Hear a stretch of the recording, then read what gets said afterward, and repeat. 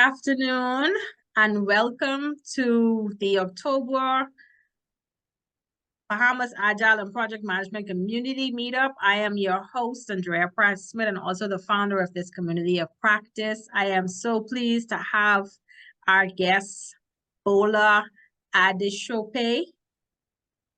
And he's giving me a round of applause because I pronounced his surname correctly. I've been practicing. So I'm so pleased to have him join us and to give us insights on this very important topic, which I feel is really important for project managers to know how to align strategy with execution using the OKR framework. But before we get started, we want to welcome our first timers. I know we don't have any first timers as yet. Persons are joining late. I don't know what's going on. This is the first time we've had persons join after we've started, but we're going to wait a few minutes. We have time. And welcome our first time attendees. So J29 Immigration, can you, oh, that's your next device. All right, so Carla, I know you're here. If you'd like to come on camera or even stay off camera and just say a few words, introduce yourself as we wait for other persons to show up. Your volume is a bit low. Okay, 1 second. Good evening. Can you hear me? It's still low. How about now? A little bit better, but still low. That's good. Okay. Good evening. I am Carla Sexton from Newport News, Virginia. So thank you all for joining us this evening. Glad to be here. Absolutely. Thank you, Carla. Is there anything else you want to share with us or you want me to share with us? I will leave that up to you.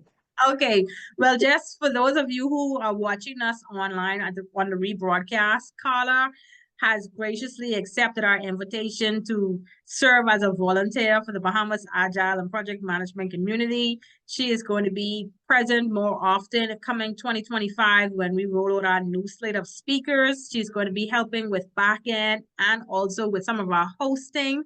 So you will see more of Carla in 2025, and I'm so glad to have her join our team. So welcome. Thank you. And a bit of housekeeping.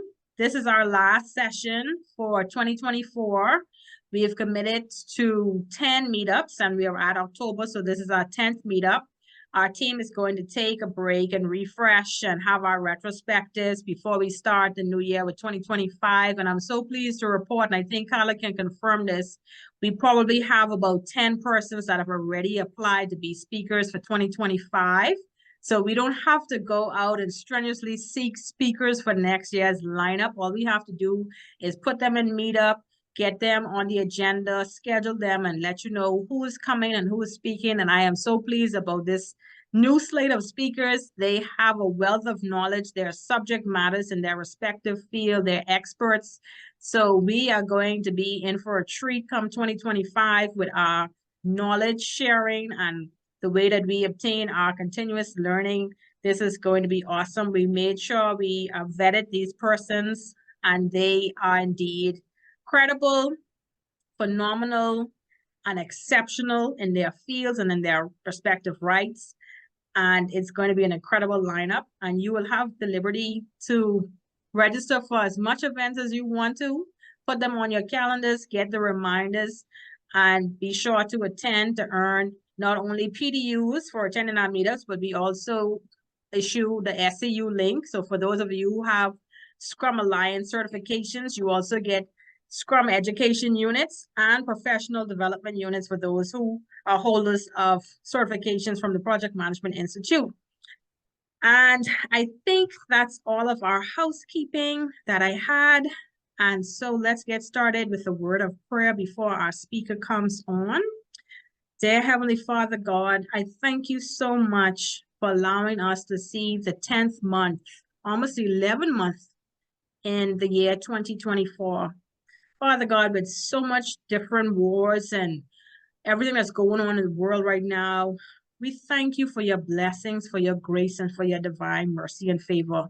Lord, we ask that wherever our community members are, Father God, that you would bless them abundantly, that you would guide and protect them. Lord, that you would put your hedge of protection around them and their households, that you would allow them to see prosperity. Lord, I ask that you would open up their minds to receive knowledge, that they would always be continuous learners, that we as a community will continue to walk in faith and walk within your will, knowing that your perfect will for us is greater than anything that we can desire on our own. And Lord, Father God, as we go into a new year and we close this meetup with our final meetup for 2024, we ask that you would continue to bless this community of practice, that you will connect us divinely with those who are supposed to share with us their knowledge. Lord, we ask that everyone who comes through our doors, that they would leave abundantly blessed because they were in your presence. And Lord, I ask that as our speaker gets prepared to deliver knowledge to us today, Lord, that you would send the persons who were supposed to be in this meetup, who were supposed to be within the sound of his voice, and that they would get the knowledge that you would have them to obtain. And even if they're not here live, Father God, that you would have them to go to our YouTube channel and watch the rebroadcast of this event so that they can get the knowledge. Lord, I thank you again and always for seeing that your will be done in our lives. And I thank you for your favor, your grace, and your mercy. In Jesus' mighty name I pray. Amen. So without further ado, Bola Adesope. I get it right again. Yes. I welcome you to share your screen and you can share your knowledge with us. We are looking forward to your presentation and everything that you have for us this evening. Absolutely. Thank you so much for the invitation and for providing me with the opportunity to come in and chat with the community of practice here. All things being equal, we all should be able to see my screen. I want to talk about something very important, depending on where you sit, depending on how you see this. I want to talk about strategy. I want to talk about OKRs. I want to talk about execution. And I'm going to be using a lot of case studies. Oftentimes, I've been attacked by folks. They say, oh, Bola, you speak on a particular topic, and while we like that topic, there's really nothing that we can do about the topic. The other time I was speaking at a conference in Orlando, and my topic was product-centric organization, the path to advancing people and value, organizational design, operating model, and all of those things. And we have some BAs and some PMs in those organizations and in that conference. And they came to me and said, I like all of the things that you said. I cannot believe in it, but I'm not a decision maker, but I can't really influence operating model in my organization. So I'm like, good, but what? So I took that into consideration. And also because I understand the concept of product management, I have identified three personas, three groups of people that I have prepared this presentation for. The good book says, I am made all things to all men so that by all means I might save some. I am not here to just talk to leaders alone. I'm here to talk to three different personas. The first persona I like to call the maker. So these are people who make operating model decision, who make implementation decision. What I want to do with my presentation today is provide them with the required information that they need to be able to drive alignment in their organization using the OKR framework. That's the first persona, the maker. The second persona is the presenter. The people who don't make the decisions, but people who advise the makers, the people who look for documents and information and present to the makers to be able to make decisions. The advisors, the project managers, the project leaders, the business analysts. Now, what I want to give to you is give you the required information that you can use to build a very strong justification for why your organization should drive alignment and implement OKR. The third persona, the consumer. They don't present information. They don't advise leadership or management. They consume those decisions. And a lot of times, you're going to see from my presentation, a lot of times when we talk to these people, they're like, well, the leadership just sent a mail to us yesterday and said, this is the direction that we're going. Now we're implementing this new framework. Now we're going agile. Now we're going PMBOK. Now we're going without any rationale. That's what they say. So I have those guys as well in my persona bucket. And what I want to do is give you the information that will help you to see why an organization, why your leaders may be implementing OKR or may be striving for alignment. And hopefully, by all means, I might save some. So if we don't have makers here, we have presenters, you get something. If we don't have presenters, we have consumers, we get something. But who exactly am I? Who is this guy talking? Okay, very quickly, Andrea was going to read my profile, like nobody's interested in my past.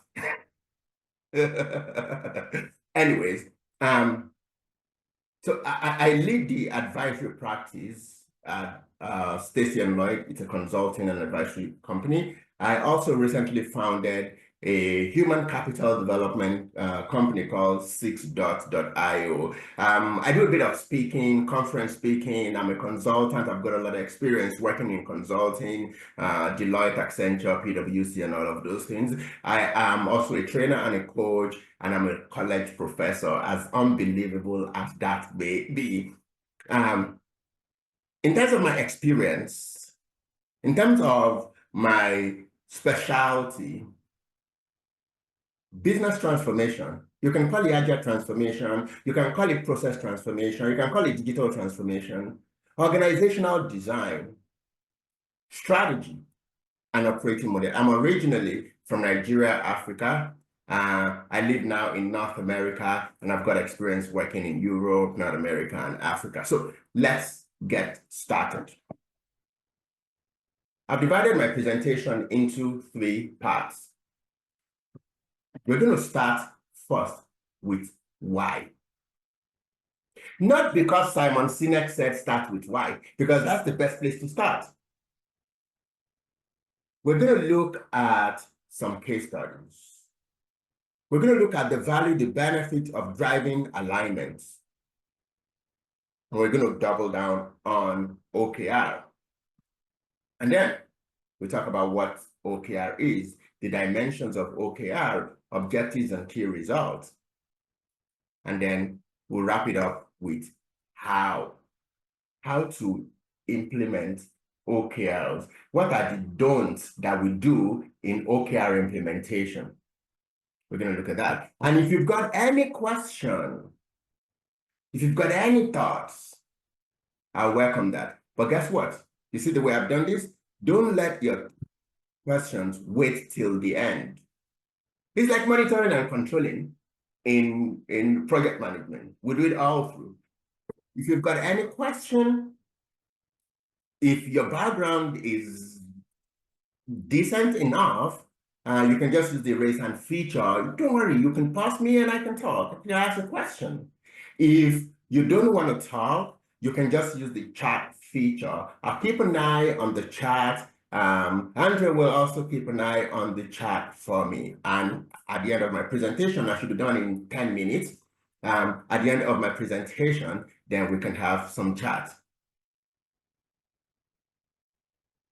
Who am I, or where am I drawing a lot of my insights, a lot of my of the things that I'm going to be sharing from? You know, there's this saying. Well, it's the saying, we can call it a saying. In God, we trust. Everybody else bring data. I'm not God. So I'm going to be bringing data. Now, where am I bringing my data from? Where am I drawing my inspiration from? Well, number one, from my years of experience in management consulting, working with organizations such as Deloitte, Accenture, PwC, advising different organizations on strategy matters, on execution, on delivery. I'm going to bring in a lot of my experience from that. I'm also going to be bringing a lot of my experience, a lot of my insight from my experience as an internal resource, working with organizations. And then lastly, I'm going to be drawing from my involvement in global researches and body of work and my access, the access that I've had to, you know, there are two ways that you can learn: your experience or experience of others. The third one, experience of others. And then the first two, my experience. So let's start. And across all of this, across the first two, I've been involved both at the enterprise level, the visionary level, and the team level on strategy, delivery, transformation. So let's start with why. And I'm going to be throwing out some case studies. Fresh out of university in Nigeria, I stumbled on a quote by a guy who's passed now, Steve Jobs. And he says, to the crazy ones, the misfits, the rebels, the troublemakers, the round pegs in the square hole, the ones who think differently, they don't like rules. They don't respect status quo. You can quote them, you can disagree with them, you can glorify them, you can vilify them, but one thing that you cannot do is you cannot ignore them. The favorite part, because they change things. They push the human race forward. While some may see them as the crazy ones, we see them as genius, because the people who are crazy enough to think they can change the world are the ones who do. They do things differently. So I came up with, I stumbled on this quote and I said, hey, I want to change the world. Fresh out of uni, I want to change the world. And I started thinking about what I can do. The first thing, I said I was going to change the world. I love rapping. I love wordplay.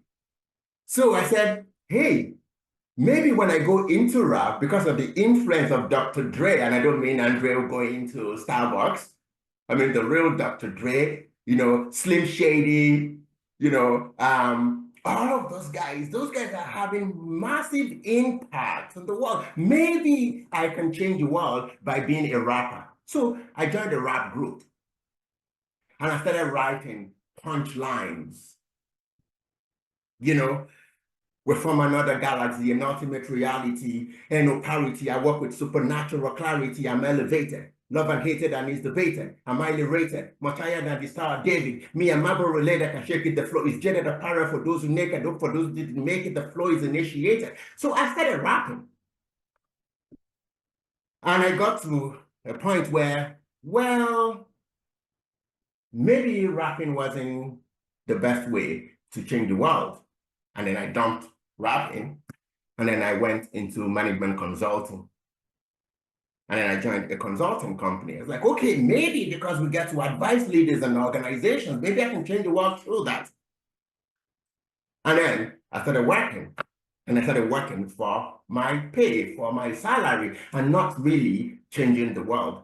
At the end of all this, I realized that I was doing so many things, but they were not aligned with changing the world.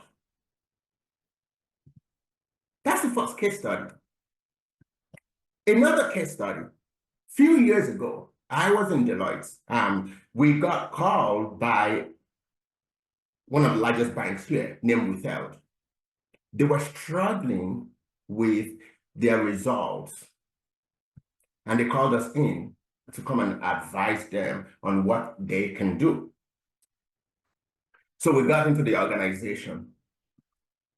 The first thing, you have management, leadership, workshops, and all of those things. So we wanted to understand the strategy and all of those things. They showed us and all of the really beautiful set of strategy. All of the check boxes checked. Very smart. They got the help of a consulting company whose name I'm not going to mention. But they were having challenges with their results, right? And then we moved to the folks at the execution level. We started with the PMO. We had chats with them. So on the average, how many projects, in quotes, did you run in the last 1-2 years? I can't remember the number, but let's say hypothetically, 100. How many of those projects were successful? Again, I can't remember the number, but say like 98% of the project. I was like, okay, there is a problem. There's a concern that the organization is not achieving their strategic objective. And then the PMOs are reporting massive results and success. There is a disconnect because our understanding is we use execution to drive the implementation of strategy. The other guys were also complaining.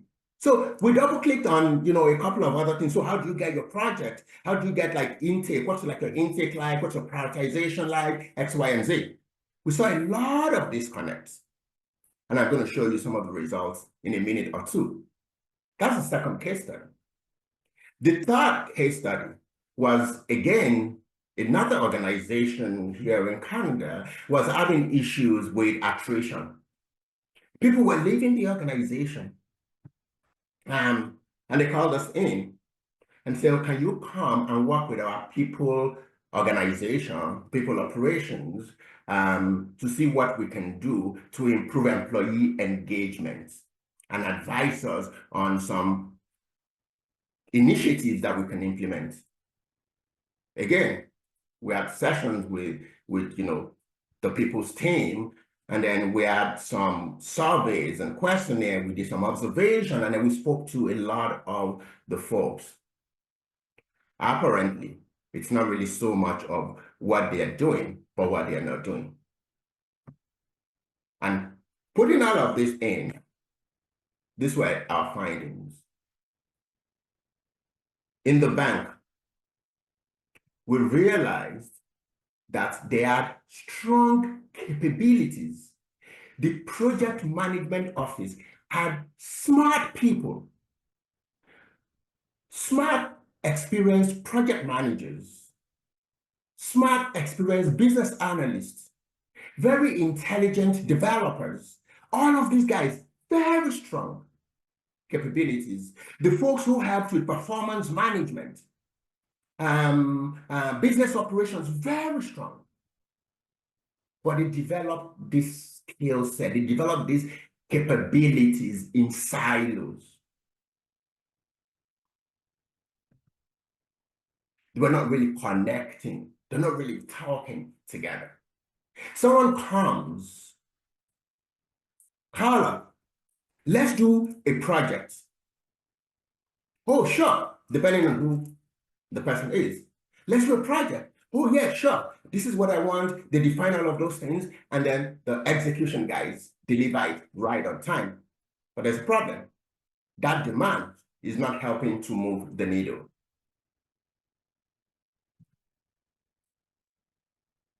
We also realize that as an organization, success of one doesn't necessarily mean success of all.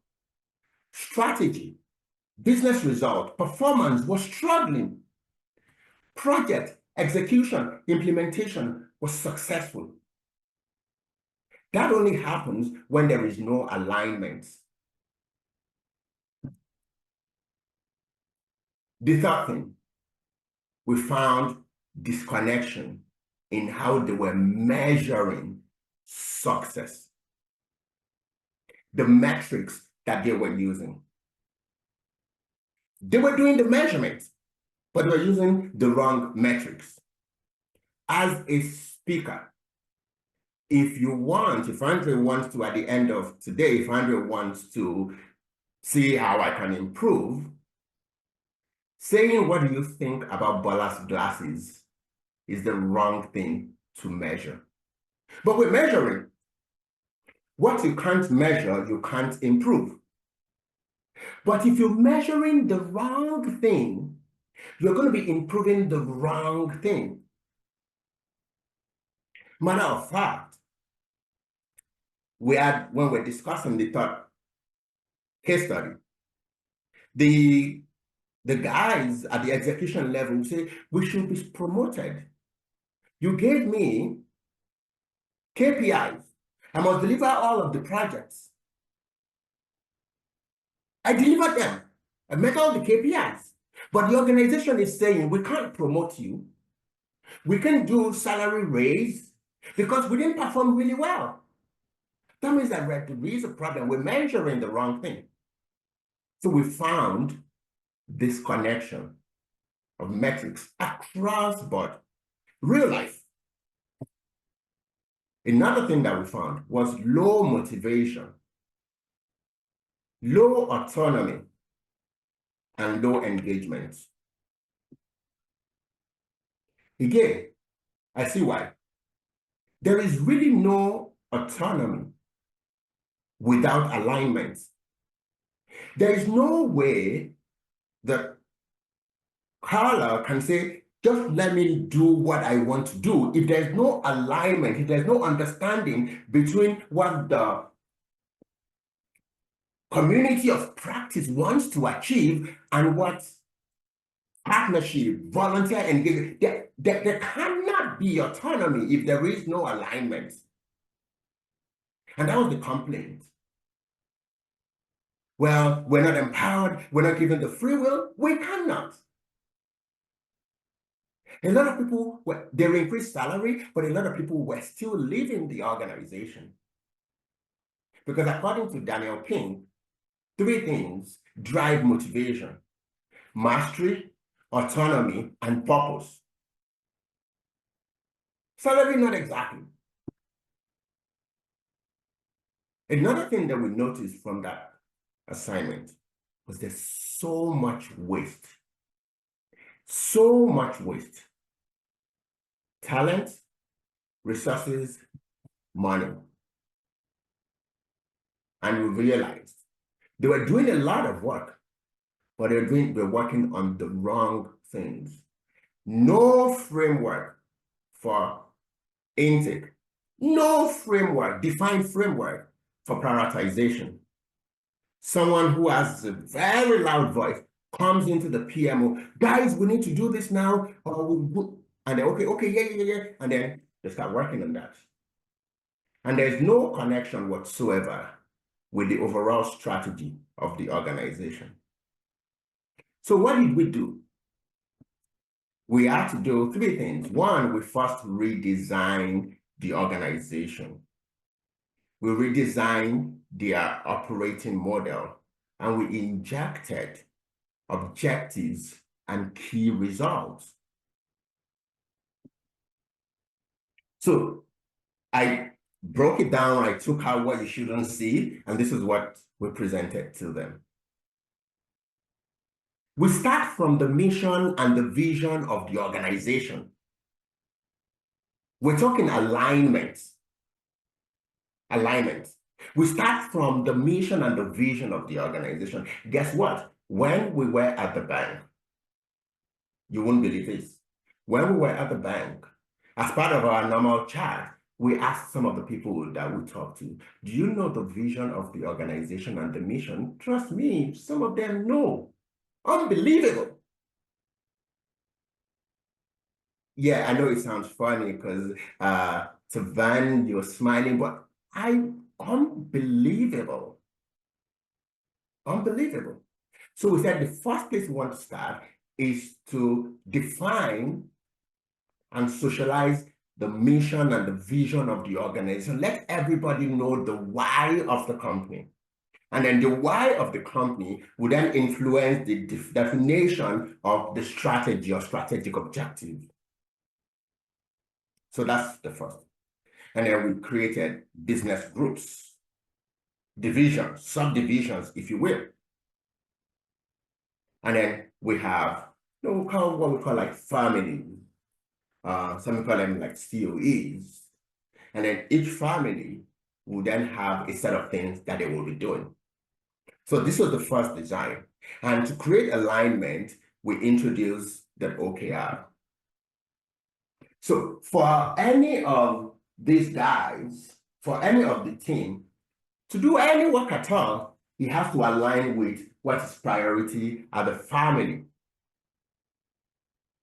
The priority of the family must align with the division.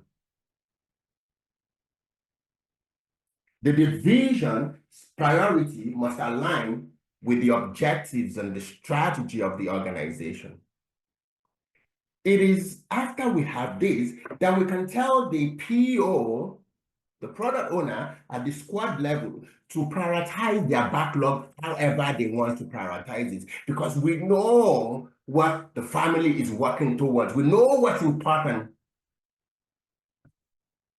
Underneath this is where we add that OKR.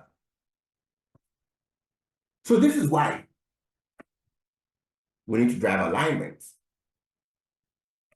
Now, what is OKR?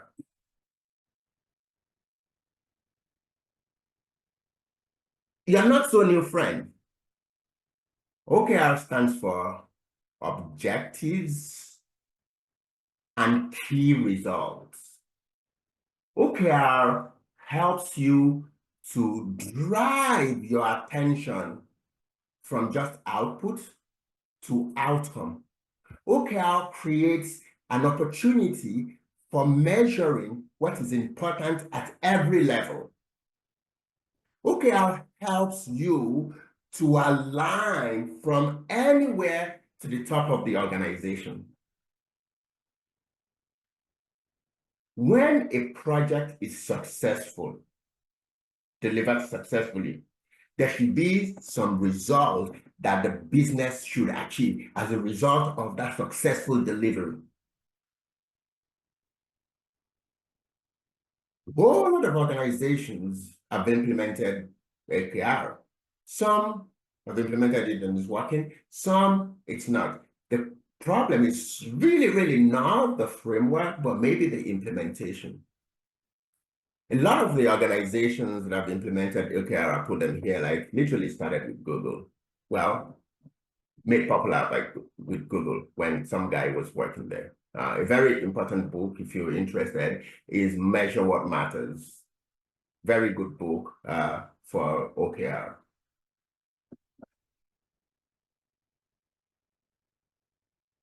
See how OKR helps you to drive alignment. It starts from understanding the mission and the vision of the organization. That's where we start from. If nobody understands this, if nobody knows this, if you don't socialize it, then there's no point having OKR implemented. And then it is from the vision and the mission that periodically organizations will have strategic goals, right? A strategy is something that helps you to achieve a particular set of objectives and results along the line of your mission and vision. So we start from there. Now, a strategy has to be implemented. We use projects, we use program, we use portfolio as vehicle to drive the implementation and the execution of OKR, of strategy. Now, how do we measure the results of those projects, of those initiatives? And how do we ensure that whatever it is that we're delivering as a result of that project is going to help us to get to our goal, to get our strategic objective? That is what we'll have as objectives and key results. So every project must align with at least one or more of the key results. That's part of the things that we consider during intake and prioritization. So that's what OKR is. By the way, 3 words: O, objective, long-term, 1 to 3 years. It gives us an idea of where the organization wants to go. It gives us an idea of what they want to achieve within a time frame, 1 to 3 years. Key results are ways that we will measure the achievement of that objective at different levels, at different time. So we start by defining the objective, 3-year, 1 year, 2-year objective.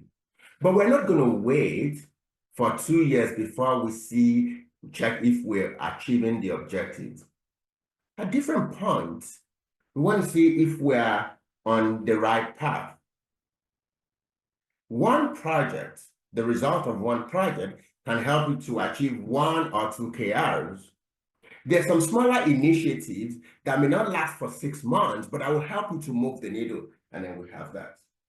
Such that anything and everything that comes into your backlog, whatever it is that you're going to be doing, must have alignment to a KR. Otherwise, it's not the right thing at the right time. If we cannot map a particular feature, a particular capability to a key result, then it's probably not the right time to implement that. Or to be blunt, it's probably not the right thing to implement. If we define this KR, which is derived from our objective, then we can leave, Carla to decide on the prioritization for this. Now, when I take you back to what we designed, the guys at the squad level will be working in iterations, 2 weeks iteration and all of those things. But whatever it is that they're doing must align with a key result. A key result must align with objectives. In fact, in the organization, we implemented some tools that will help them to drive that alignment. This organization, they were not using Jira, they were using ADO boards. Whenever a feature gets into their board, there is a mandatory field for the KR that feature aligns with. What will this feature help us to achieve? Which of these? So we implemented that. And some of the benefits that you realize from implementing that OKR is there's alignment from the vision and the mission to the strategic objectives, strategic goal, to the objectives, to the key result, to the backlog. There is alignment. If we're successful at the squad level, we should feel that at the family level. If the family is successful, we should feel that at the business level. If business is successful, we should feel that at the enterprise level. As against success of one, not equating to success of all. They say a house that stands against itself or that goes against self cannot stand. That's the way it is. alignment, and then we can then have autonomy. Transparency, when we're not doing well, everybody sees it. When something is late, at the execution level, we see the impact at the KR level, we see the impact at the objective level, we see the impact at the strategic level. There's alignment and there's transparency. The guys at the execution level were not really happy with the leadership of the organization because they felt like they didn't want to promote them, they didn't want to raise their salary, they didn't want to give them bonus. We delivered all of the projects. We delivered all of the projects. How do you mean we're not doing well? The leadership said we're not doing well because we didn't meet our objectives. With OKRs, we see that alignment and transparency. Number two, we're not doing what doesn't matter. We focus on the most important thing at every point in time. We're able to prioritize the most important thing. Again, remember, measure what matters. It inspires creativity across all boards. And then it moves us from just doing work, just creating outputs alone, to achieving results. Because we are outcome focused, we know that what we're doing is not implementing a CRM. We know what we're doing is reducing lead management time. We know what we're doing is not creating incident tracking system. We know what we're doing is reducing time, turnaround time. It focuses us on outcome over output.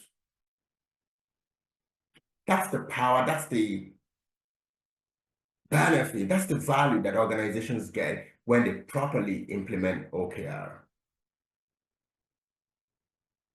So how do you implement OKR? How do you implement OKR? There are few things that you need to put into consideration. I'm going to skip this. There are few things that you need to put into consideration. I said earlier, some organizations have implemented OKR and it's not really working. Some have implemented and it's working. One, we need to redesign the organizational structure.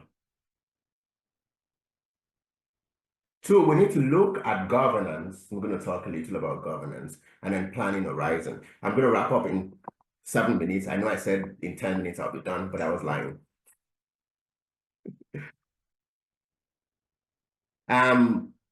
We know organizations arrange their teams typically based on the function they perform. That can work,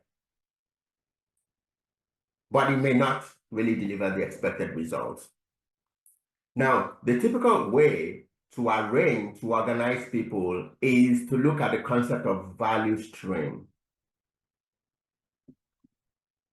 To look at the concept of experience that we want our users, our customers, most especially if we are customer facing, is to understand the customer journey and build people around each step of the journey. Or to look at the market or even product, product operating model. So this bank, one of the things that we did was to redesign the structure of the organization, which do a complete org redesign. And we did around journey. So a family can be one full journey. Another family can be another full journey. So that's how we redesigned. And we also know, as part of our redesign, is that there are people who will continue to service what already exists.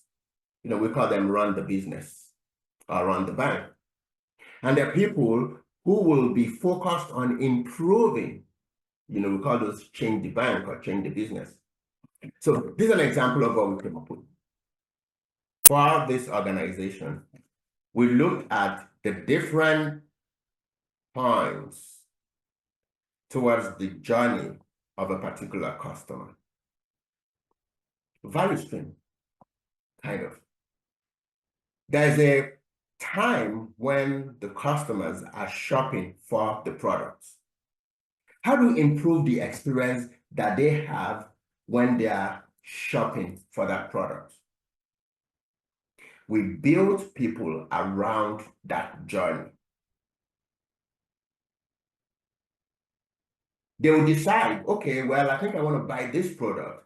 And then we build people, things around the buying experience.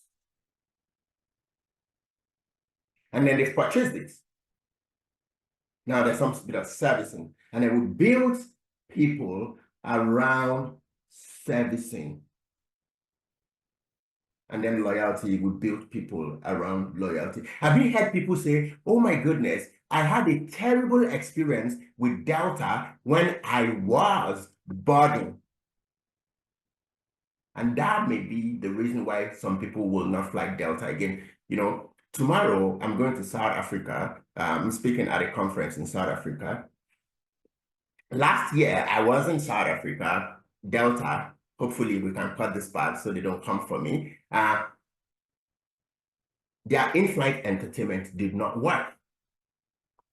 Red-eye 16-hour flight from Atlanta to Cape Town. The in-flight entertainment did not work. And they sent me an email after, we're really sorry for your experience. For your experience while flying. I got to Cape Town. It was a smooth flight, but was not a smooth experience while flying.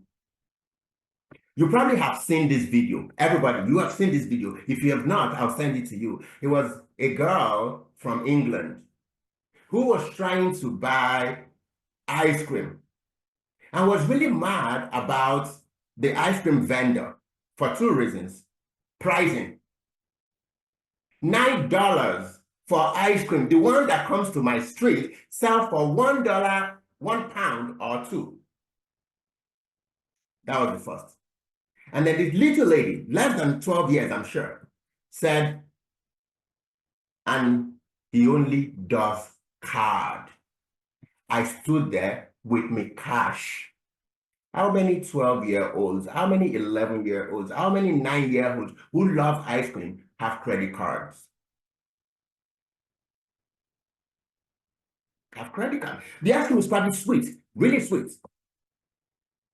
And they say, and he only does bloody card. I stood there with me cash. And then the person who was interviewing was like, oh, you know, this person is like, yes, I bet you can hear me. I'm giving you feedback indirectly. So we considered customer journey, and we looked at the different experiences along the journey, and we built people around those journeys. Because at each journey will be a moment of truth. And we created OKRs across all of this. Redesigned the organization. And of course, we supported them with community of practice and center of excellence to help them to deliver better. So one element, one component of a successful OKR is the way the organization is structured, is the way the organization is arranged. Another one is governance. Governance, decision-making. McKinsey conducted a study. They talked to organizations, and what they find is disturbing. I almost can't believe. I'm trying to clear out this annotation. I'm going to do that in a minute. Great. So they talk to people and see the people that I talked to said over 70% of decisions made in their organization are made at the top of the house. Do you know what that means? Sheer waste of leadership time.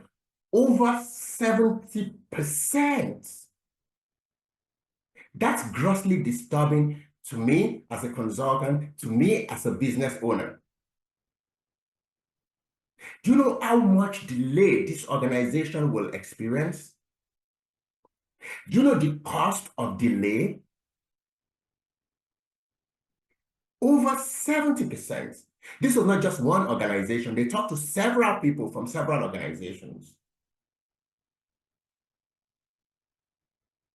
More than 60% of them said, well, they made decisions, but we don't even understand how the decisions were made. More than 60%, no rationale, no framework whatsoever for decision making. And I get it true. So a lot of people say, oh, you know, management just sent an email, we're implementing Agile. And how do we come about that? Or we're doing this. And then more than 80% of them said they are either not involved or not carried along in decision making. This is called centralized decision making. If an organization operates this way, no matter how great their OKR is, they're still not going to get the expected benefit. So we recommended that the organization should decentralize decisions. Decisions have to be made, yes. Leadership should make some decisions, but not all leadership should make all decisions. So we leverage a popular framework to help to decide on which decision should be centralized, which decision should be decentralized. There is saying that the people who are closest to the work know the most about the work. So we said, if you have some decisions that are not urgent, are not made all the time, well, we can centralize that. We get leadership to make that. If there are decisions that have long-lasting impact, not easy to change, well, maybe we can have leadership make that. Maybe we can centralize that. The decisions that are made very frequently, almost every day, almost every week, routine decision, that should be decentralized. Decisions that are time sensitive, time critical, decisions with the highest cost of delay. Let's decentralize that. Decisions that require local information. Again, the people closest to the work know the most about the work. The other day, I saw, a picture, a gathering, an African country, name withheld, Committee for Woman Empowerment. The people who empower women, the committee, guess what? All male. I'm like, of course, who knows how to empower women more than people who are not women? Of course. Of course. By the way, my topic in essay is called You Don't Know Me, Reimagining Product Innovation. Check it out. Of course. So there's this framework from Management 3.0, delegation poker. So are you saying we shouldn't even have any input? Yes, you can have inputs as a leader. So we had a workshop and we said, these are the different ways that you can get involved in decision making. There are some that you only need to advise. There's some that you will be the one to make those decisions. There's some that you will delegate. So we put a lot of this in, and then we add workshops and then all of those things, and then we give them this one. And then gonna wrap up in 1 minute, and a minute. And then planning horizon. Because we have OKRs, objectives are 1 to 3 years. Our QRs, our KRs, our key results are typically 3 months each. At the end of a 3-month period, we should be able to see how we're moving with a particular key result. So what that means is we will have things like quarterly business review. That's some of the things that we implemented. We have quarterly business review, and then we have planning for the quarter, and then the team can decide how they want to do this. So at the quarterly business review, we review our objectives to see if they're still current, we'll see our KR, and we see how we're tracking. And then the team can then do their big room planning and all of those things. Now, how do we start? How do we start? Again, remember, we need to start first from the vision and the mission of the organization. You probably have heard that story. It's the most impactful alignment story I've ever heard in my life, and I'm 40 years old. The President of the United States visited an office, and he saw the janitor in that office mopping the floor. And he said, "Yo, bro, what are you doing?" I was like, "Oh, sure, I'm helping to put people on the moon.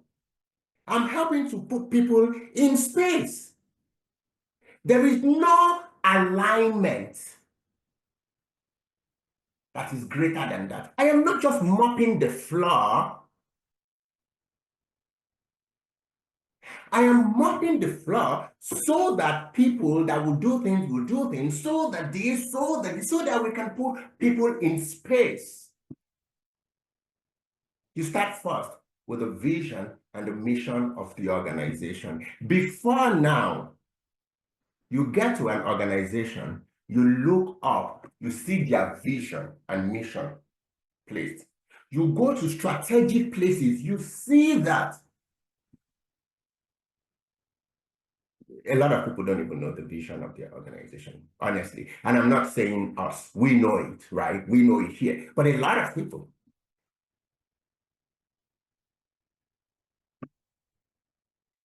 So we start with that, and then we define our strategic objectives, and we socialize that. Let everybody understand. The janitor knows what it means to put people in space. We socialize road shows. We build that into our LMS. We use wallpapers.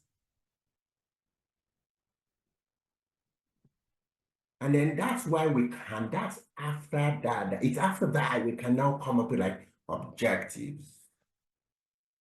You see that alignment, and then objectives that will develop key results. And when I'm talking developing objectives, I'm not saying, oh, someone at the top develops it and then sends an email or a PowerPoint. We involve them, and we develop the KRs, and then our initiatives, our projects will take input from this. And periodically, we're monitoring, we're tracking, we're reporting on the initiatives, on the projects using the KRs. You know, I think for me, the most impactful thing that happened this year, my understanding and my relationship with project management, is the new definition of project success that Lemar said in September at the PMI Global Summit. We don't just want to say, cost time and all of those things anymore. Let's redefine what project success means. So when you're developing OKR, there's this 1-3-5 method of OKR. Objective 1 to 3. Each objective should have between 3 to 5 key results. Now, this is where you find an objective, writing it. There's an action, there's a description, and then there's the impact. An objective should be aspirational, should not be quantitative. An objective should be memorable. It should be short and easy for people to remember. People should look at an objective and be inspired.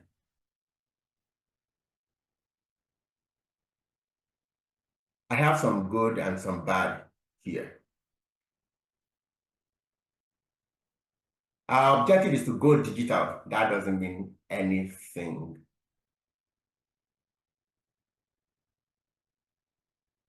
And then we have the key results. This is now quantitative.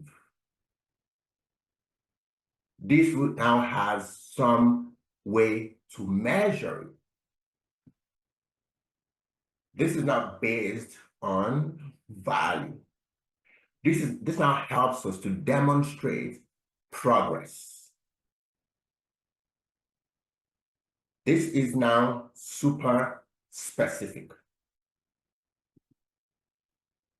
I have some here as well. Now I'm going to wrap up here, and I mean it. This time I mean it. I'm going to wrap up here. Every time that you're looking at an objective, I always say,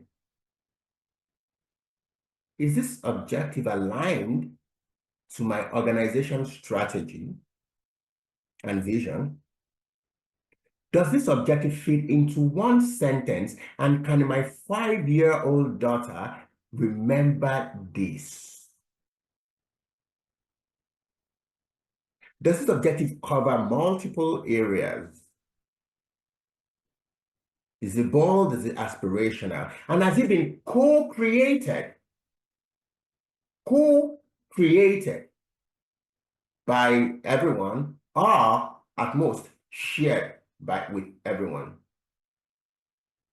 And then for the KRs, for the key results, do we have 3 to 5 key results per objective? More than 5 is probably an overkill. Can we measure it? Can we say, yes, it's done. Yes, it's successful. It's measurable, it's quantifiable, and it's time-bound. Does it just talk about doing, or we see results? Like I said, we're not just implementing a CRM. Well, that's good. But what do we achieve as a result of this CRM? And does it describe the results rather than the task? I leave you with this quote from Bola. Behold, wasted shall thine effort be. Because you're doing work, you're not getting the right results. Disgruntled shall thine staff get. They work, and you say we are not achieving. And worse shall thine results become when thou useth not the OKR framework. 1 hour is not enough because I kind of talk too much. 1 hour is not enough, but you can connect with me on LinkedIn. You can scan the QR code. At times I write stuff and I put on LinkedIn. Other times I speak at events. But you can connect with me and let's get that conversation. Andre, thank you so much, Dr. Dre. I appreciate you. I'll stick around if anyone's got any question. Thank you. Thank you so much, Bola. That was excellent. And you didn't have to rush through the part when you were explaining the O's and the KRs and giving examples of the correct way to write it and, the incorrect way. Because I think, we need practice with that, especially because persons have an idea what OKRs are, but the right way to write it and incorporate it and align it and then execute it, we all could use that refresher over and over again. So we could have slowed that part down. Yeah, so I looked at the time. I know it's at 7. I was like, well, 7:05 and 7:10. But I mean, I can share this. I have like some resources that I can share as well. You know, the good, the bad, and the ugly, the do's that we don't, the don'ts that we should, you know, and all of those things on OKR. Yes, well, I will definitely look forward to you sharing some resources, because when my team and I go on break, one of the things that we're going to implement is going back to our mission and vision statements and drafting our OKRs based on that alignment, and making sure that we're not only executing and obtaining our objectives, but that we have them in small, incremental, digestible, achievable, bite-sized goals that we could hit those targets, and keep meeting our targets. So I really enjoyed this session. You've really given us a lot to think about, and we will definitely be implementing if it can happen on our jobs, because like you said, there's 3 types of personas, and we may not be the ones who are in charge of the implementation, but we definitely will be implementing OKRs in the Bahamas Agile and project management community. So you don't have to worry about that part. We will definitely be reaching out and say, can you just scan our document to make sure everything is in order, and we have it set up properly, and you know, we could track those. So 2 of my team members are here, Carla and Philip, so they know we will get it done. Nice. Yeah, absolutely, totally happy to jump on a call or just do a review. Okay, so does anyone have any questions for Bola? Hi, Bola. Hey, how's it going, man? Yeah, Philip is here. Yeah, I think thanks for enlightening us on OKR. I think this is my first time of getting to know the deep details of OKR. Yeah. I've been hearing the abbreviation and everything, but today I've learned a lot on OKR and how to apply it. Yeah. So my question is, are there key signs or trigger points to know when there are like failures in OKR implementation, or must it be at the maybe structured timelines when there will be a review? So if there is maybe a failure in the implementation, are there key trigger points that will be seen while implementing it to know that there is maybe kind of things that need to be corrected while trying to implement the OKR? Yeah, absolutely. There's some part that I kind of did not talk about consideration. It's the culture. I talked about the structure, you know. I didn't really talk about the culture, you know. Operating model is one of the things that I do. Culture is super big. Now, I identify some of the benefits of, you know, OKR. If at every point you're tracking, you know, the result KR, and you still see a disconnect between the strategy and the work that the team is doing, one result is not impacting on the other, or there are few things that are not letting you get the desired result, then it means that the implementation or the things that surround the implementation of OKR is not good. For example, if we still find ourselves constantly not following an intake and prioritization framework, or we've done this project and we are not still seeing the impact of that project in the aligned KR or key result, then it probably means that the way that we implemented it is not needs to be checked. Again, what we will typically do is go into the organization and do some diagnostics, review some artifacts, talk to people, fly on the wall, just watch, maybe look at their QBR, for example, and see, work with the team, and we can see some of the things that we may need to correct. It's different organizations will show different signs, but the specifics will be in when you get in there and see. All right, thank you. Yeah. Does anyone else have a question? I have a question. First of all, I recognize some of your strategies sounds like Accenture. I worked with them before. Um, um, Yeah, so you caught me there.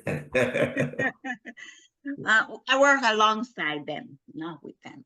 They Oh. were members of our team. Okay. But you said you organized the team around the customer journey. Yes. Give me an example. All right. I flew Delta. Mm-hmm. Yeah. I start by determining that I want to fly, right? So as part of flying, I'll look for information. I'll look at different channels. There should be a team that is around the channels that I look at and making sure that not just the channel, but the way I consume the information in the channel. That's one. You know, that's not good. That's not an interesting one. Amazon, we shop. Amazon has, products. I'm shopping, right? I'm looking at products. I want to double click on the product information, product rating, what people have said. There should be a team around that. Okay. I have decided I want to buy this product, so I need to make payments. Can I pay with my credit card? Can I pay with gift card? Can I split payment, credit card 40%, card? Can I even pay with PayPal? There is a team that will make sure that my experience when I've made the decision is actually right. And then I want delivery. Okay. Can I, packaging and delivery, can I choose an address? Can I choose a place that is closer? Can I choose when I want it delivered? Let's have a team around that as well. Again, think about this as whole product thinking and looking at the several moments along the journey and create teams that will improve that experience that every customer has. That's like, well, what I showed you, the shopping, the buying, the servicing, it's a mortgage division of the bank. Mm-hmm. Does that help you? Yes. Yes. Got it. Thank you. Absolutely. Sorry, lastly for me, I just want to know, are there like software platforms for implementing OKR? Yes, so a lot of providers have come up with applications that help you to start, that help you to track, and that help you to report on OKR. But the creation itself, what they can do, and I know GenAI is coming up right now, what they typically can do, those applications, is to check if your OKR is fine. They may not be able to create that specific OKR for you, except you put in a lot of information, all those GenAI, ChatGPT, and say, come up with some OKRs for me. And it's just going to use the data that it has available, which may be exactly what you should be driving at, which may not be. But nobody knows your vision more than you. You get what I mean? So in the definition, you use more human, you use tools to just support the validation, but more importantly, tools to report. Like, for example, this organization, the team we're using ADO, but their features, their backlog, and all of those things. And we're trying to create an alignment. So we had another tool called Plan View. It's in the Plan View that they had the objectives and the KRs, and then we connected that so that when they put in a new feature, they have to put a field from Plan View that has the care to say this feature is mapped to this. If you can complete this feature successfully, it will help us to achieve something for this KR. But in defining human but tool as an enabler, as a support.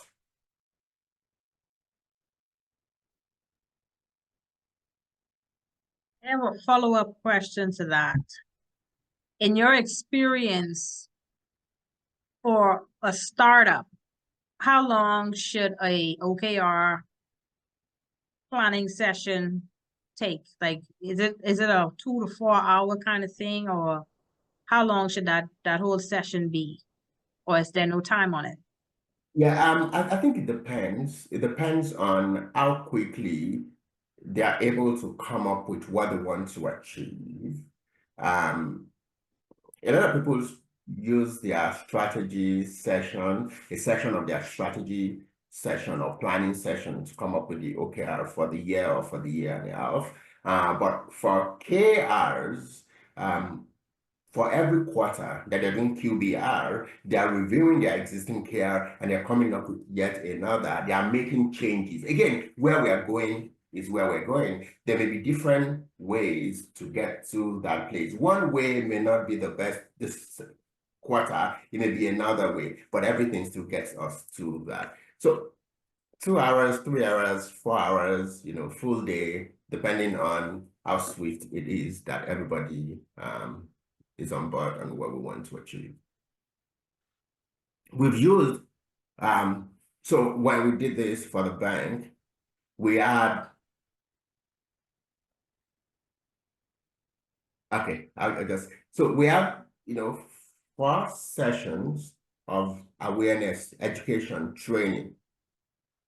And we have another, and 4 sessions of 2.5 hours each. And then we had another session to socialize at least the first vision, mission, everybody understood it. And then because we're working for different divisions, so we broke the definition, the creation into those divisions. 2-3 sessions, right? Refine, socialize, question, critique, and then get everyone to finalize on it. Okay, thank you. Do we have any more questions? If we don't, let me a moment to share my screen. And Philip, would you like to do the honors?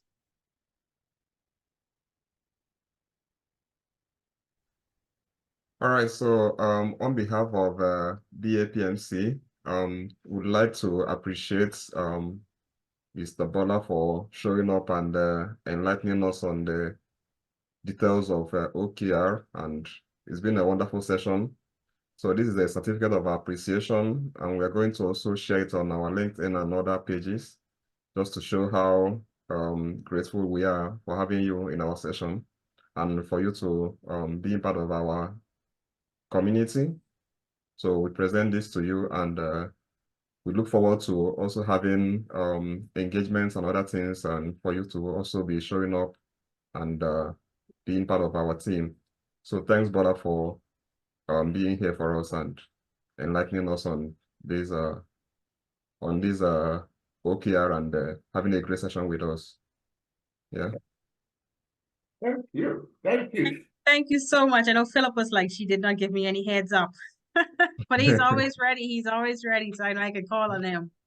So before we leave, Bola, do you have any final words? And we also need to take a photo. I did drop the SCU link in the chat. So please click on that and claim your SCU. PDUs are self-reported.